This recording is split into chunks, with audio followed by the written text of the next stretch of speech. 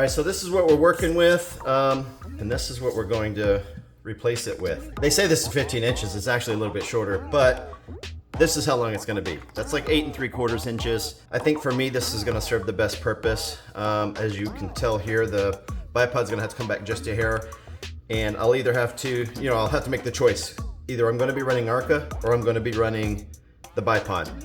Generally speaking, there's not a situation where I'm so, it's such an ambiguous situation where I don't know which one I'm gonna be running. That's not really that hard to figure out. I'm going to be cutting off all of this, and I'm gonna be cutting off this top rail piece. I'm keeping a bridge across here. That will add torsional rigidity. I think it would be fine without it, but you'd probably save half an ounce, if even that much. I've already made a few cuts, turning out pretty well so far, but got a lot more work to do because this is thick right here, and I'm gonna cut through that. That would put the bipod, because the bipod takes 2.5 M-lock slots, so it'll cover about this much of the space. And then the Arca actually fits in here, but it comes out to about here, as you can see there. So it's from here to here. That is the next mod I'm doing to my SIG Cross.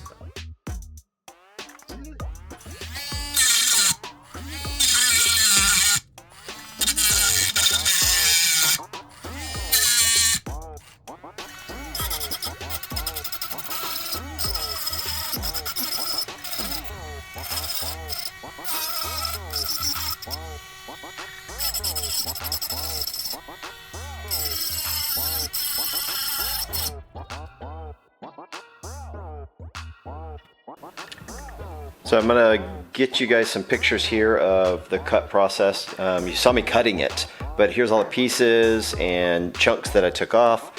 I didn't do this for weight. I think some people might think I did it for weight. I did it mostly just because.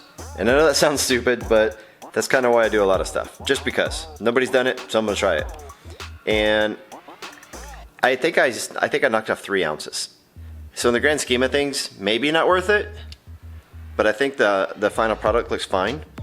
There are some scenarios where I may end up taking it off and putting it back on or whatever, but I'd have to re-zero my rifle. And so enough of those. So I'm gonna go butt to tip here.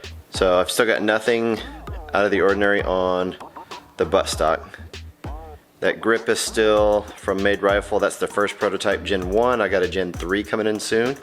That is also his enhanced safety selector, enhanced mag release, and then I have put a Trigicon Concreto 2 to 10 on here. No side parallax, or no parallax knob on the side, so it's different. I don't hate it, that's for sure, and I can trust it. That's the cool part about it. Very nice clicks. Well, nice. They're a little mushy, but it's a hard zero stop. There's no locking turret, capped windage. And then to the beauty and what this video is actually about, the Handguard. I just painted it with spray paint just to keep it black, and it's already rubbing off in some spots, but it's okay because I'm gonna coat it again later. But I don't know, I did go a little bit longer, as you can see here. I left that little spigot or whatever you want to call it out here. That way I can fit the bipod and the Arca rail just in case, because let's be honest, man, like most of my shooting's on the range, and it's okay. I don't know, somebody's gonna think, oh, I bet that cools faster. No, man, look at all these. Like, it had holes all in this, top, bottom, sides, everywhere. And so I don't notice that it cools any faster. I've taken it twice to the range since I've done this, but there it is. As it sits, scope is 23 ounces.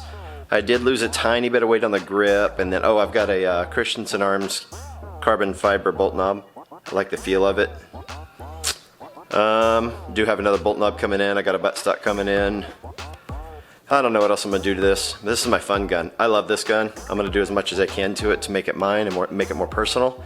The rigidity on here, and I think partially because I left this top piece, is more than adequate. When I don't like to do this, but when I grabbed here, you can see that tiny little bit. See if I can show you on camera. But realize the whole rifle is moving, it's just I can move that a little bit. It's not affecting the rifle necessarily. I torqued it a lot when I went shooting a couple weeks ago up in Colorado, and it didn't really affect anything. As long as I chill out, and don't intentionally apply too much torque, it's fine. I love it. Kind of unique. It's going to be more unique when I get the other parts in. Hope you get creative with your cross or whatever other rifle you've got. And with that, stay tactical.